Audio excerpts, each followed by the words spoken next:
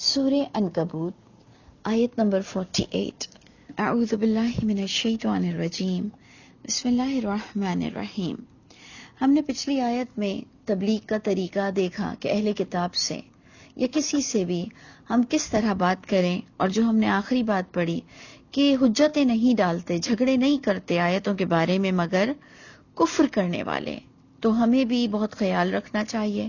کہ یہ آیت ہمیں بھی بہت کچھ سنا گئی کہ جب ایک چیز لکھی ہوئی ہے اللہ کی کتاب میں اور جب ہم اس کے اگینسٹ ہوتے ہیں، اور پھر ظلم تو یہ ہے کہ ہم محمد صلی اللہ علیہ وسلم کا ہی نام لے کر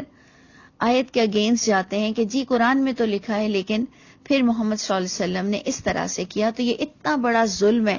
اتنا بڑا گناہ ہم اپنے سر لیتے ہیں کہ ہم جب نبی کریم صلی اللہ علیہ وسلم کے لیے اوپر یا کسی پر بھی بات غلط کرتے ہوں تو جھگڑے نہیں ڈالتا آیتوں کے ساتھ مگر کافر یعنی کفر کرنے والا۔ تو اللہ تعالی ہم سب کو مومنوں میں سے کر دے۔ آگے کی آیت دیکھیں، آیت نمبر 48۔ وَمَا كُنْتَ تَتْلُو مِنْ قَبْلِهِ مِنْ کتاب، اور نہیں آپ صلی اللہ علیہ وسلم تلاوت کرتے تھے اس کتاب کی وحی سے پہلے کوئی کتاب کو، یعنی اللہ تعالیٰ بتا رہے ہیں، نہیں تو ہمارے پاس یہ سٹیٹمنٹ کبھی بھی کہنے کو نہ ہوتا کہ محمد صلی اللہ علیہ وسلم اس کتاب سے پہلے کسی کتاب کے فالوورز نہیں تھے، یا وہ تلاوت نہیں کرتے تھے، یا انہوں نے پچھلی کتابوں کو نہیں پڑھا ہوا تھا۔ اس لیے کہتے ہیں قرآن معجزہ ہے کہ محمد صلی اللہ علیہ وسلم نے پچھلی کتابیں نہ پڑھی ہوئی تھی، ولا تخطہ بیمینک، اور نہ ہی کوئی کتاب کے رائٹر تھے، نہ ہی کوئی خط کیا ہوا تھا۔ خط کا مطلب ہوتا ہے لکھنا، نہ ہی کچھ لکھا تھا محمد صلی اللہ علیہ وسلم نے اپنے ہاتھوں کے ساتھ۔ یہ کیوں بتایا جا رہا ہے؟ کیونکہ قرآن بتاتا ہے کہ محمد صلی اللہ علیہ وسلم کو لوگوں نے کہا کہ جی آپ مفتر ہیں، یا آپ کو کوئی سکھا کر جاتا ہے، یا آپ اللہ پر جھوٹ بول رہے ہیں، یعنی انہوں نے یہاں تک کہہ دیا کہ افترا علی اللہ کذبا، اللہ پر جھوٹ بول رہا ہے۔ جس کے پاس وحی کا علم ہی نہ ہو، اور جب وہ اپنے کانسیپٹ سے ہٹ کر کوئی بات سنتا ہے تو اس کے اندر لازماً ایک ری ایکشن یہ آتا ہے کہ میں نے نہیں سنی بات، اور اللہ رسول کی بات ہے اور میں بھی اللہ رسول کو جانتا ہوں، لیکن اگر میں نے نہیں سنی تو گویا وہ ایگزسٹ ہی نہیں کرتی ہے۔ یہ ہمارا ایک سائیکالوجیکلی ایک پرابلم ہے کہ ہم کہتے ہیں جو میں نے نہیں سنا تو وہ حق بھی نہیں ہو سکتا۔ تو اس لیے محمد صلی اللہ علیہ وسلم کے اگینسٹ جو اتنے لوگ کھڑے ہو گئے تھے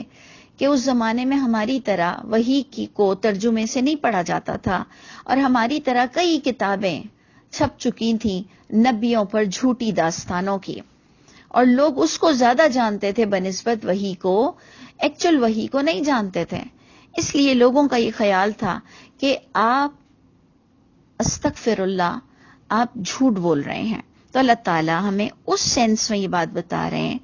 کہ نہ محمد صلی اللہ علیہ وسلم نے اس سے پہلے کی کتاب کو تلاوت کیا ہوا تھا،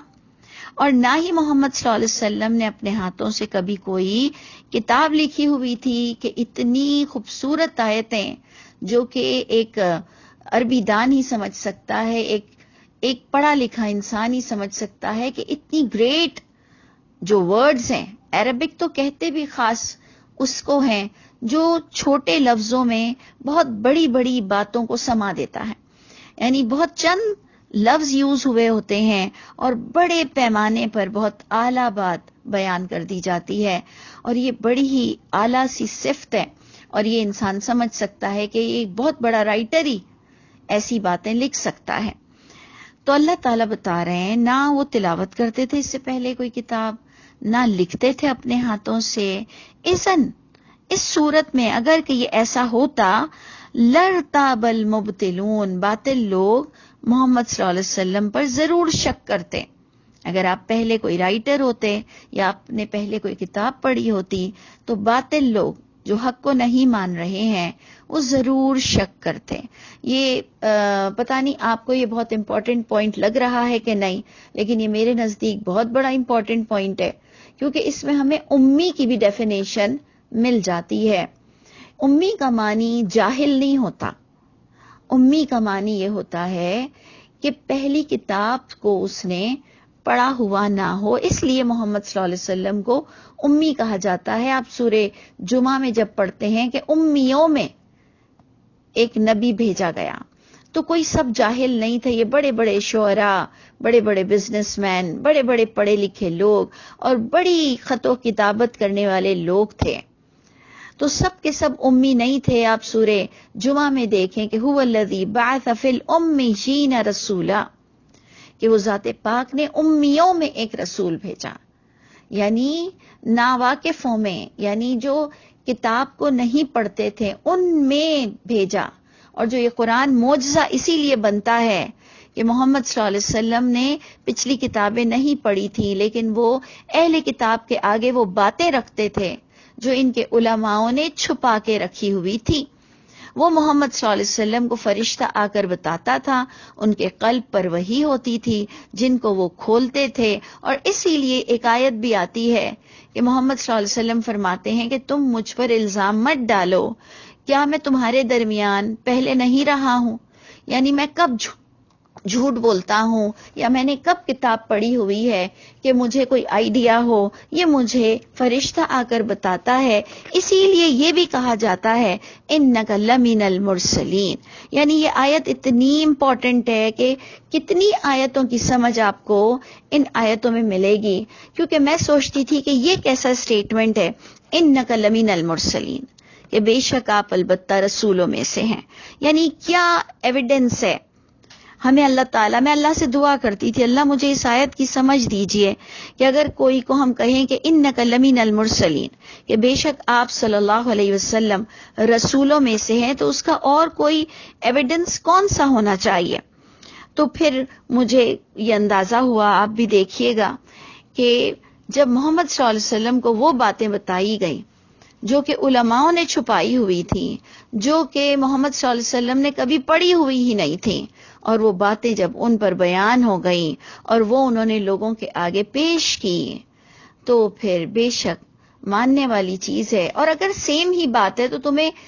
کیا مشکل پڑ گئی ہے، تمہیں کیوں ناراضگی ہو رہی ہے کہ ایک نبی وہ تمہیں وہی باتیں بتا رہا ہے جو پچھلی کتابوں کو تصدیق کر رہا ہے، تو تمہیں کیا پرابلم ہے؟ تو اس لیے سچے لوگ محمد صلی اللہ علیہ وسلم کے ساتھ ہو گئے۔ محمد صلی اللہ علیہ وسلم کو اللہ تعالیٰ نے بہت ہی اچھے لوگوں سے وابستہ کر دیا۔ وہ یہ ساری سچائی کی برکتیں ہوتی ہیں۔